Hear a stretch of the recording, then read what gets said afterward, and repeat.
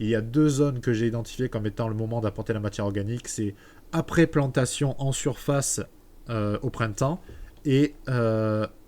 avant entrée des poules sans destruction. Donc en fait, il faudrait imaginer rentrer la matière organique à la brouette ou avec un genre de petit tracteur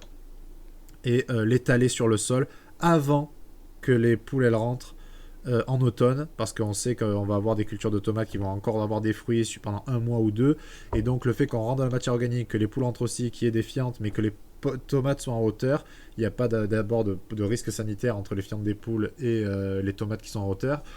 Et ça va peut-être moins être agressif pour le sol, puisqu'en fait après le sol va devoir supporter les poules une grande partie de l'hiver, et donc si on apporte à manger à ce moment-là aux vers de terre, ça sera ça de plus dans la performance qu'on va constater sur le renouvellement des vers de terre et du maraîchage sur sol vivant pour que les poules puissent se nourrir de vers de terre le maximum de temps dans la nuit. Notre stratégie consiste à dire on n'a pas de matière organique. Donc on va partir du principe qu'on n'a pas de matière organique et donc on va produire notre propre matière organique. Donc on fait une agriculture conventionnelle avec engrais, qu'on continue à faire la chose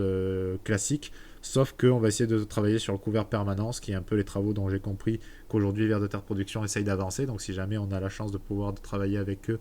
sur les choix techniques de cette expérimentation, on fera une modalité comme ça, qui je l'avoue me séduit moins, parce que je trouve que ça demande énormément de technicité pour un jeune installé.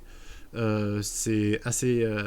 irrégulier et on est encore sur un stade de recherche qui n'est pas trop avancé, vu que on est vraiment sur découvrir les choses. Et donc du coup c'est pas un modèle forcément que j'ai envie de mettre en avant, parce que je pense qu'un jeune installé, surtout Nima, doit avoir le moins de complexité possible dans son système. On arrive à la fin de la vidéo, ça fait une heure pile à peu près, donc